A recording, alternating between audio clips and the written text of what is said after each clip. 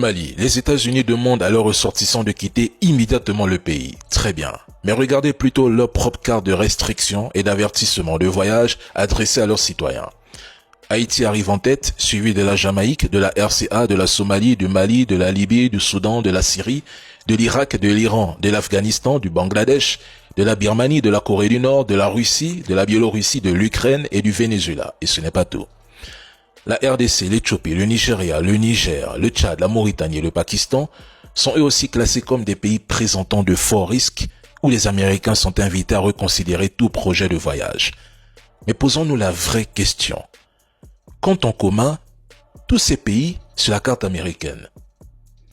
Pour la grande majorité des pays que je viens de citer, les États-Unis ont à un moment ou à un autre de leur histoire mené une intervention directe, une opération clandestine destinée à influencer la politique locale ou soutenu des rebelles, des forces armées, des gouvernements rivaux, autrement dit, des formes d'ingérence, de déstabilisation ou de guerre par procuration accompagnées par l'OTAN.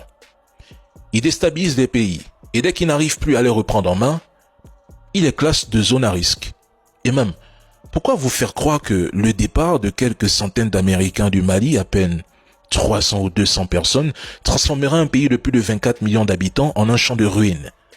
L'Éthiopie, qui classe de zone à risque, s'est développée malgré la guerre. Je dis tout simplement qu'ils rentrent chez eux. Le Mali n'a pas besoin d'eux pour exister, se défendre, ni avancer.